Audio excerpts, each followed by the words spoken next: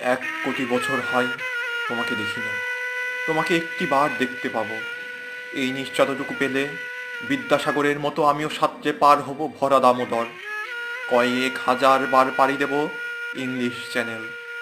তোমাকে একটি বার দেখতে পাবো, এটুকু ভরসা পেলে অনায়াসে ডিঙাবো এই কারার প্রাচীর।